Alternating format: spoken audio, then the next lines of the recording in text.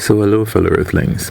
This is Earthling 6455463728.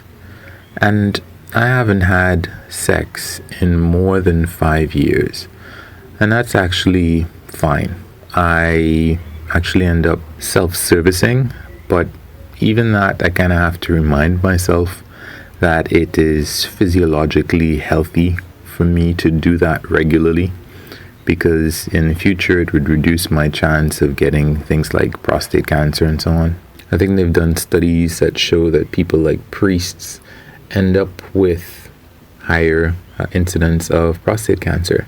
So that's something that I want to avoid.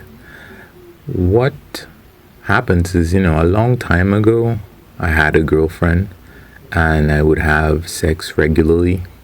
And yeah, it was fantastic. I would not have willingly wanted to stop, but she ended up, it was painful for her, is what she told me. It was never something that we sat down and talked about to see what could be done. I guess she just tried on her own. I noticed that she would do this particular thing, or she'd ask me to do that. And then at one point I noticed that she just didn't want to do it anymore. And that probably was the most amount of sex that I had. And actually that was the first time that I had regular sex anyway. So since then, actually, to be honest, I have had sex very, very rarely. And even putting it at 5 years since I've had sex, that would include some oral sex that I had about 4 years ago, I suppose. But that was fleeting, was not repeated, and it's okay. I mean, what helps me, I suppose, is that I don't go out very often. What I notice is that if I haven't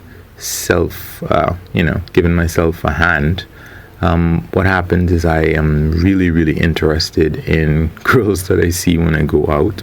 And that's cool and all, but means motive and opportunity.